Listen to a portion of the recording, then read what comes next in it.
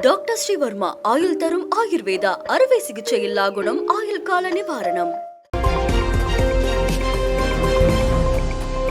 America சென்றுள்ள பிரதமர் நரேந்திர மோடி அந்நாட்டு நுண்ணறிவு பிரிவு இயக்குநர் துளசி கபாடை சந்தித்து பேசியுள்ளார். முன்னதாக தனது பிரான்ஸ் பயணத்தை முடித்துக்கொண்டு அமெரிக்கா சென்ற பிரதமருக்கு அந்நாட்டில் உற்சாக வரவேற்பு அளிக்கப்பட்டது. அமெரிக்கா சென்ற பிரதமர் மோடி முதல் சந்திப்பாக துளசி கபாடை சந்தித்து பேசியதாக தனது எக்ஸ் தளத்தில் பதிவிட்டுள்ளார். துளசி கபாட் பதவியேற்ற சில மணி நேரத்தில் இந்த சந்திப்பு நடைபெற்றுள்ளது. இதனைத் தொடர்ந்து அதிபர் டிரம்பை பிரதமர் சந்தித்து பேச உள்ளார். தமிழ்நாட்டில் இப்போது நாடாளுமன்ற தேர்தல் நடைபெற்றாலும் திமுக 39 இடங்களிலும் வெற்றி பெறும் என கருத்து கணிப்பில் தெரிவிக்கப்பட்டுள்ளது. கடந்த ஆண்டு நடைபெற்ற நாடாளுமன்ற தேர்தலில் திமுக கூட்டணி தமிழகம், புதுவை உட்பட 40 தொகுதிகளிலும் வெற்றி பெற்றது.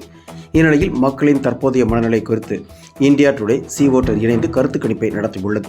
அதில் தேசிய ஜனநாயக கூட்டணி 343 தொகுதிகளை கைப்பற்றக்கூடும் என்றும், தமிழகத்தை பொறுத்தவரை திமுக கூட்டணி 39 இடங்களையும் கைப்பற்றும் என்று தெரிவிக்கப்பட்டுள்ளது.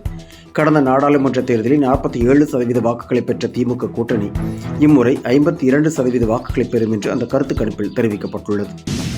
வக்ஃப் வாரிய சட்ட திருத்த மசோதா நாடாளுமன்றத்தில் இன்று தாக்கல் செய்யப்பட உள்ளது. வாரிய சட்டத்தில் திருத்தம் செய்து நாடாளுமன்றத்தில் தாக்கல் செய்த மசோதாவிற்கு கடும் எதிர்ப்பு கிளம்பியது. எனவே மசோதாவை ஆய்வு செய்ய நாடாளுமன்ற கூட்டுக்குழு அமைக்கப்பட்டது. ஆனால் அதில் எதிர்க்கட்சி உறுப்பினர்கள் தெரிவித்த அனைத்து பரிந்துரைகளும் நிராகரிக்கப்பட்டு பாஜக எம்பிக்கள் தெரிவித்த பரிந்துரைகள் மட்டுமே ஏற்கப்பட்டதாக கடும் கண்டனம் தெரிவிக்கப்பட்டது. இந்நிலையிலும் வக்ஃப் வாரிய திருத்த மசோதா நாடாளுமன்ற குழு மத்திய அரசிடம் வழங்கியது. இதனைத் தொடர்ந்து இன்று மசோதா நாடாளுமன்றத்தில் தாக்கல் செய்யப்பட உள்ளது. அரசு போக்குவரத்து துறை ஊழியர்களுக்கான ஊதிய ஒப்பந்தம் குறித்து இன்று பேச்சுவார்த்தை நடைபெறுகிறது. ஊதிய ஒப்பந்தம் தொடர்பாக பேச்சுவார்த்தைக்கு அழைக்க வேண்டும் என தொழிற்சங்கங்கள் அரசுக்கு கோரிக்கை விடுத்திருந்தன. இந்நிலையில் தொழிற்சங்க நிர்வாகிகளுடன் அரசு இன்று பேச்சுவார்த்தை நடத்த இருக்கிறது. இந்த பேச்சுவார்த்தை இன்றும் நாளையும் நடைபெறுகிறது. கடந்த 2022ஆம் ஆண்டு ஏற்படுத்தப்பட்ட 14வது ஊதிய ஒப்பந்தத்தின்படி போக்குவரத்து ஊழியர்களுக்கு 5% ஊதிய உயர்வு அளிக்கப்பட்டது. அந்த ஊதிய ஒப்பந்தம் கடந்த ஆண்டு ஆகஸ்ட் மாதம் காலாவதியானது. டாஸ்மாக் கடைகளில் பில் போட்டு மது பாட்டில்களை விற்பனை செய்யும் பணி தொடங்கியுள்ளது. டாஸ்மாக் கடைகளில் பாட்டில்களுக்கு 10 ரூபாய் அதிக கட்டணம் வாங்குவதாக புகார் எழுந்தது. இதனை தடுக்கும் பொருட்டு டிஜிட்டல் பில்லிங் முறையை தமிழக அரசு சோதனை முறையில் நடைமுறைப்படுத்தியது. இதனைத் தொடர்ந்து தமிழகத்தில் மொத்தமுள்ள 4777 மதுக்கடைகளில் 1852 கடைகளில் பில் போட்டு மது விற்பனை செய்யப்பட்டு வருகிறது. சென்னை வடக்கு, கடலூர், காஞ்சிபுரம் வடக்கு, சென்னை மத்திய உள்ளிட்ட மாவட்டங்களில் இந்த முறை செயல்படுத்தப்பட்டு வருகிறது. இந்த டிஜிட்டல் முறையை UPI மற்றும் கிரெடிட் கார்டுகளில் பில் செலுத்தலாம். ஆன்லைன் மூலம் பண மோசடி இழப்புக்கு வங்கி நிர்வாகமே பொறுப்பேற்க வேண்டும் என நுகர்வோர் நீதிமன்றம் தீர்ப்பளித்துள்ளது. சென்னையைச் சேர்ந்த ஒரு பெண்ணின் பெயரில் அவரது வங்கிக் கணக்கை பயன்படுத்தி ஆன்லைன் வாயிலாக 15 லட்சம் ரூபாய் மோசடி செய்யப்பட்டது. இது தொடர்பான வழக்கை விசாரித்த நீதிமன்றம் கடன் கேட்டு விண்ணப்பித்தார் என்பதை கூட உறுதி செய்யாமல் கடன் அனுமதி வழங்கியதால் இது வங்கி சேவையின் குறைபாடு என்று தெரிவித்துள்ளது. பொன்னேரி, கவரப்பேட்டை ரயில் நிலையங்களுக்கு இடையே பராமரிப்பு பணிகள் நடைபெற உள்ளது. எனவே இன்று காலை 9 மணி முதல் மாலை 3 மணி வரை சென்னை கும்மிடிப்பூண்டி இடையே இயங்கும் 25 புறநகர் ரயில் சேவை ரத்து செய்யப்பட்டுள்ளது. இதனை ஈடு செய்யும் வகையில் பயணிகளின் வசதிக்காக சென்ட்ரல் பொன்னேரி இடையே 10 சிறப்பு ரயில்கள் இயக்கப்படும் என்று தெற்கு ரயில்வே அறிவித்துள்ளது. சென்னை போக்குவரத்து காவல் நிலைய ஆணையர் மகேஷ்குமார் சஸ்பெண்ட் செய்யப்பட்டுள்ளார். பெண் காவலர் அளித்த புகாரின் அடிப்படையில் ஏற்கனவே காத்திருப்போர் பட்டியலில் மாற்றப்பட்ட அவர் தற்போது சஸ்பெண்ட் செய்யப்பட்டுள்ளார்.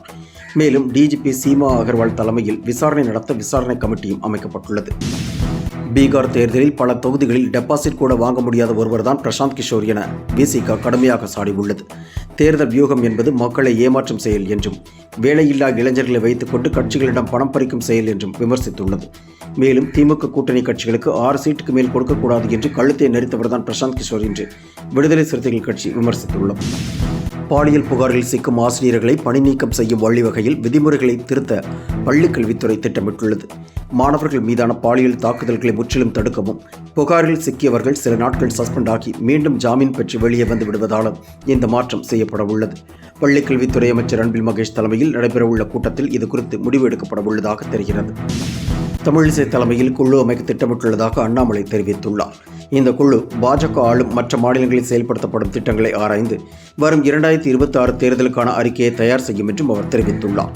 தமிழகத்தில் பாஜக வேகமாக வளர்ந்து வருவதாகவும் வலுவான கூட்டணி அமைத்து தேர்தலை எதிர்கொள்வோம் என்றும் அண்ணாமலை கூறியுள்ளார். சிறந்த முதலமைச்சர்கள் பட்டியலில் தமிழ்நாடு முதலமைச்சர் மு.க. ஸ்டாலினுக்கு 3வது இடம் கிடைத்துள்ளது. இந்தியா முழுவதும் எடுக்கப்பட்ட கருத்து கணிப்பில் தேசிய ஊடகமான இந்தியா டுடே கருத்து கணிப்பை வெளியிட்டுள்ளது. இதில் தமிழ்நாடு முதல்வர் மு.க. ஸ்டாலினுக்கு 3வது இடம் கிடைத்துள்ளது. உத்தரப்பிரதேச மாநில முதல்வர் யோகி ஆதித்யநாத் முதலிடத்தையும் மம்தா பானர்ஜி 2வது இடத்தையும் பிடித்துள்ளனர். சுப்பிரமணியபுரம் திரைப்படம் போல் மீண்டும் ஒரு திரைப்படம் வருமா என்ற எதிர்பார்ப்பு ரசிகர்கள் மனங்களில் எப்போதும் உள்ளது. நட்பு, காதல், துரோகம் என முக்கோண அடிப்படையில் இதன் திரைக்கதை பின்னப்பட்டிருந்தது. இந்நிலையில் சுப்பிரமணியபுரம் பாகம் 2 படத்தை இந்த ஆண்டு இயக்க உள்ளதாகவும், எனவே தான் அதேபோல் கெட்டப்பை பராமரித்து வருவதாகவும் சசிகுமார் தெரிவித்துள்ளார். டாக்டர் ஸ்ரீவர்மா ஆயுள் தரும் ஆயுர்வேதா அறுவை சிகிச்சை இல்லா குணம் ஆயுள் கால நிவாரணம். என்றும் உங்களுடன் மை இந்தியா. முக்கிய செய்திகளை உடனுக்குடன் தெரிந்து கொள்ள சப்ஸ்கிரைப் பண்ணுங்க, பெல் பட்டனை பிரஸ் பண்ணுங்க. என்றும் உங்களுடன் மை இந்தியா.